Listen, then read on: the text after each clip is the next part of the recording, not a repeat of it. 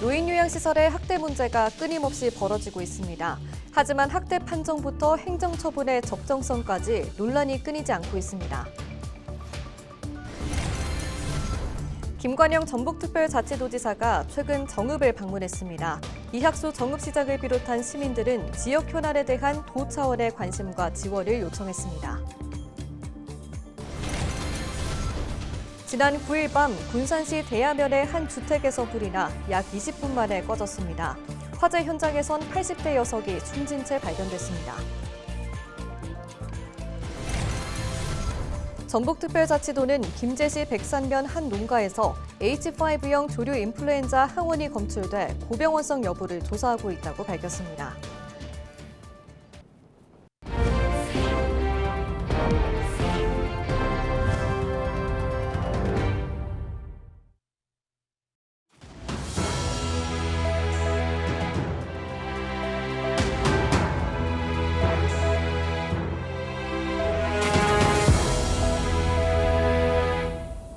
시청자 여러분 안녕하십니까? 헬로티비 뉴스입니다. 끊임없이 발생하는 요양원 노인학대 사건, 학대 판정을 놓고 피해자 측과 요양원 측 모두 불만을 제기하고 있는데요.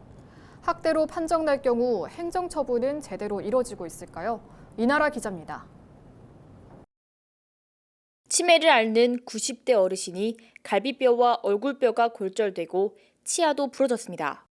지난해 7월 요양병원 침대에서 떨어져 중상을 입었지만 곧바로 병원으로 이송되지 못했는데 이 사건을 계기로 해당 요양원에서 3건의 학대가 발생한 것이 드러났습니다. 피해자 아들은 추가 학대가 더 있다며 이의를 신청했지만 재심에서도 결과는 같았습니다. 아들은 어머니를 간호하느라 생업도 내팽개쳤다며 정신적 경제적 피해가 크다고 말합니다. 제가 남의 일인 줄 알았어요. TV에 나와도. 근데 엄마가 직접 겪어보니 남의 일이 아니에요. 전국에서 모든 어르신들이 이렇게 돌아가신다고 생각하니까 끔찍한 거예요. 개선이 돼야 된다고 봐요, 저는. 그러나 요양원 측은 어르신이 무거워 순간 세게 내려놓은 것도 CCTV 영상에서는 던진 것처럼 보여 학대로 판정되는 등 억울한 부분이 있다고 말합니다. 다 걸려요. 신고 들어가면 어느 정도의 융통성이 있어야 하는데 엄마 앉아도 요를 쓰지 않으면 학대예요. 어떻게 안 걸려요? 원장님 같이 해도 이렇게 한다고 하면은 요양원 할 사람 하나도 없다. 노인보호 전문기관이 2018년부터 5년간 학대 판정을 한 노인복지시설은 55% 늘었습니다. 하지만 행정처분을 받은 시설은 20%에 불과한 것으로 파악됐습니다. 더구나 그중 67%는 사회복지사업법의 최소 처분인 개선 명령을 받았습니다. 시설이 폐쇄되거나 기관 지정 취소 처분이 내려진 건 3%에 불과했습니다. 처분이 약하다 보니 학대가 근절되지 않는다는 지적이 나오는 이유입니다. 이와 관련해 학대를 조사하고 판정한 노인보호 전문기관은 영업정지 처분으로도 시설이 폐업할 가능성이 높고 노인 학대 또한 중요한 사안이기 때문에 신중하게 심의한다는 입장. 정읍시는 이번에 적발된 학대 판정 요양원의 행정처분을 검토하는 한편 재발 방지를 위한 교육을 강화할 방침입니다.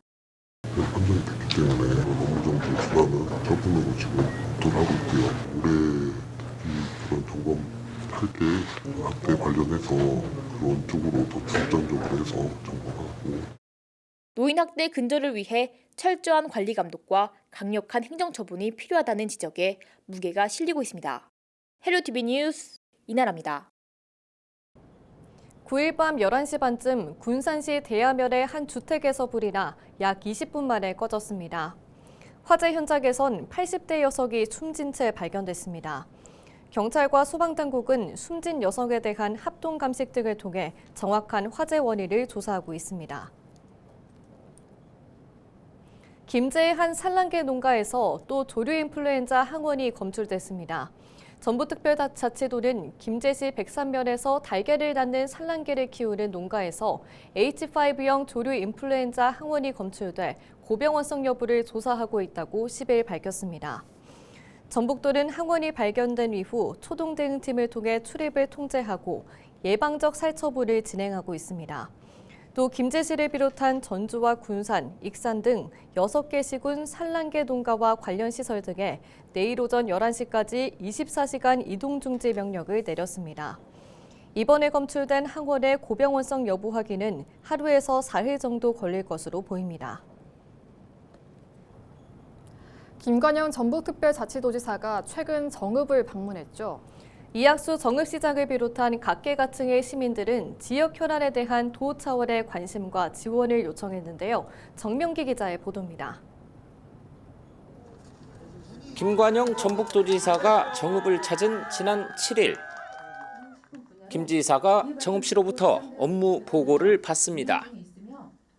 이학수 정읍시장은 이 자리에서 올해 문을 여는 서남권 소아외래 진료센터, 또 내년 준공 예정인 공공산후조리원에 관한 관심과 지원을 요청했습니다. 지금 소아의료 진료센터나 공공산후조리원은 모든 비용을 다 정읍시에서 되거든요. 그리고 이용을 이제 고창하고 부안하고 이렇게 좀 확대를 해야 되겠다라고 생각하고 있는데, 이게 이제 문제는 운영에 들어가는 운영비가 문제거든요. 김 지사는 우선 도비를 지원하는 한편 행정안전부로부터 광역 기금을 확보하는 등 지원 폭을 넓혀가겠다는 뜻을 내놨습니다. 시설 짓는 데만 쓰고 운영비는 정작 못 쓰게 만들어가지고, 이거를 사실 지난번에 우리가 행안부에다 좀 이거는 좀 터줘라 이렇게 했는데, 시도지사 협의회에서 대통령하고 회의할 때 건의를 해놨어요. 하반기 운영비 중에 약 30%는 예산을 넣어놨어요. 도비에서 지원하려고. 그러니까 일단은 그렇게 하고. 이 시장은 기업 유치를 위한 일반 산업단지 조성과 개발이 불가능한 절대농지에 대한 규제 해제 등을 건의하기도 했습니다. 처음에는 자기네들이 조성해주겠다 그러더니 땅만 기반시설 해주려니까 시에서 조성해라. 근데 뭐라고 하냐면 니네 근데 주차장 할 땅이 있냐. 이제 이렇게 묻는 거예요. 절대농지를 풀어야 되는 게 이제 이게 숙제인데. 조금이라도 풀으려면 다 농림부로 가는 거죠, 현재는. 그리고 농생명 산업지구로 지정된 데는 도지사한테 지금 내려와 있고. 한번 알아보세요. 이어 마련된 정읍 시민과 소통 자리. 농기계 통합센터에서 영농에 필요한 농기계 임대, 정비, 수리, 농작업 대행, 운송 등 모든 농기계 관련 서비스가 원스톱으로 추진된다면 농업인들에게 큰 도움이 될 거라고 생각합니다. 우리 시장님하고 잘 상의해가지고, 또 일부는 또 국비 지원하는 또 프로그램이 있으면 또 국비도 받아가지고 도비 시비 합쳐가지고 한번 해보도록 그렇게 하겠습니다. 시민들은 김 지사에게 동물보호센터 신축과 산림 레포츠 단지 조성 등에 대한 지원을 요청하기도 했습니다. 정읍시는 특히 지역의 미래를 먹여 살릴 반려동물 산업에 대한 관심을 김 지사는 2036년 하계올림픽 유치를 위한 시민 관심과 지지를 요청했습니다. 헬로티비 뉴스 정명기입니다. 김관현 전북특별도지사가 10일 순창군과 고창군을 찾아 주민 건의사항을 들었습니다. 김 지사는 이날 순창 폭설 현장과 제설 창고를 방문해 주민들을 격려하고 애로사항을 청취했습니다. 그에 앞서 최근 5째 아이를 출산한 순창군 농촌 유학 가구를 방문해 직접 축하를 전했습니다. 고창군으로 이동한 김 지사는 나들목공원 공영주차장 조성과 노후 상수관망 정비 사업 등 지역 현안을 듣고 의견을 나눴습니다. 김제시의회가 정부의 벼 재배 면적 조정제 철회를 촉구하는 건의문을 대통령 권한대행 비서실과 국회의장 등에 보냈습니다. 시의회는 건의안에서 농림축산식품부의 벼 재배 면적 감축 정책이 일방적으로 강행 추진되고 있다며 전북만 해도 12,000헥타르, 축구장 16,800개 넓이를 감축하라는 할당량이 하달됐다고 밝혔습니다. 현장 발언 직접 들어보시죠.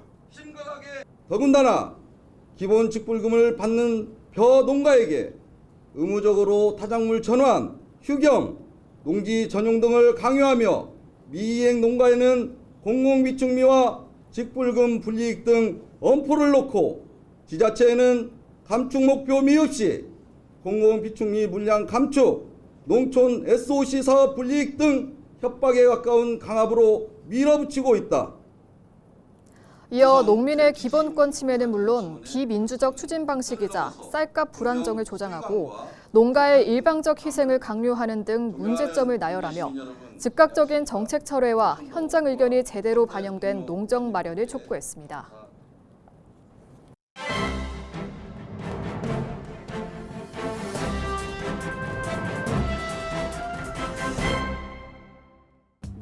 전북일보 기사입니다. 지역 경제를 주도할 컨트롤 타워가 없다는 지적이 나오면서 전북의 경제 성장률이 또다시 마이너스권에 머물 것이란 우려가 커지고 있다고 합니다. 각종 경제 지표에서 악화일로를 걷고 있음에도 이에 대한 체계적인 모니터링과 대책 마련은 소홀한 실정이라는데요. 지역 경제 여건은 전방위적으로 경고음을 울리고 있다고 합니다. 전북의 지역 내 총생산 비중은 2022년 2.7%에서 2023년 2.6%로 감소했다는데요. 2023년도 지역 경제 성장률은 마이너스 0.2%를 기록해 충북과 더불어 역성장했다고 합니다. 1인당 GRDP 역시 전국 17개 시도 중 15위에 그쳐 부진을 이어갔다는데요. 전북 경제의 하강 국면은 지속될 것으로 전망되고 있다고 합니다. 이런 위기 상황에서도 전북의 대응은 미온적이라고 하는데요. 도청 내 경제 관련 5개 부서가 있으나 유기적 협력은 찾아보기 힘들다고 합니다. 고유 업무에만 집중할 뿐 전북 경제 전체를 조망하는 통합적 정책 수립과 이행이 결여돼 있다고 신문은 지적했습니다. 지금까지 신문 브리핑이었습니다.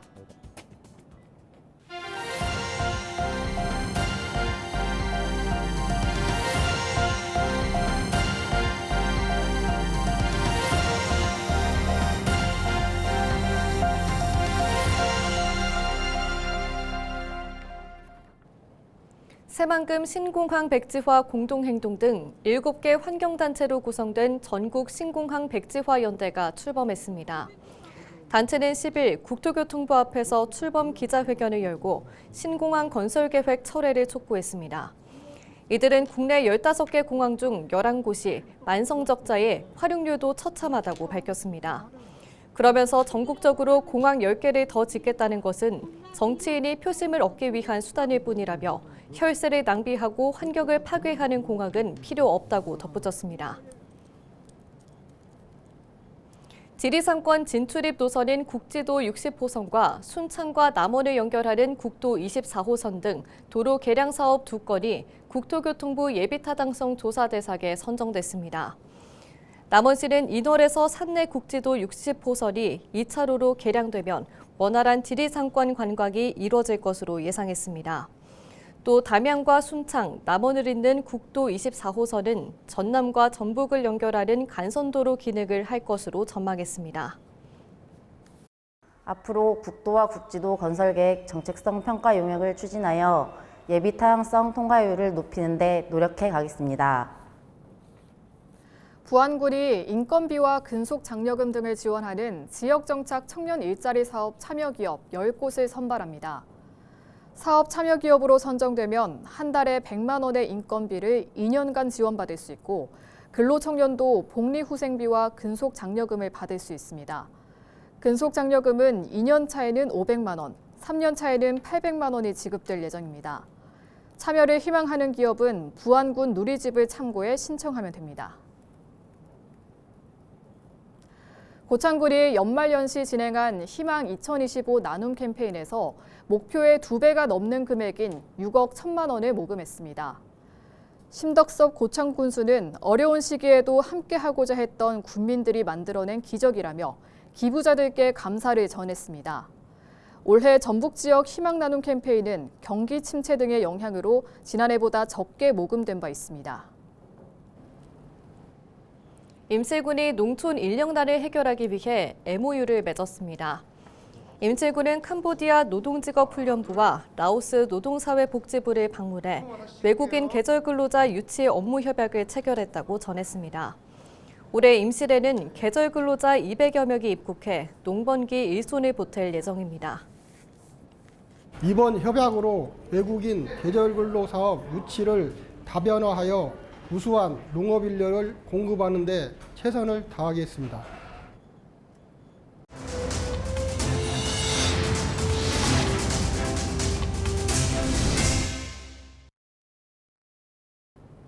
이상으로 뉴스를 마칩니다. 저희는 언제나 지역민 여러분과 함께합니다. 시청해주신 여러분 고맙습니다.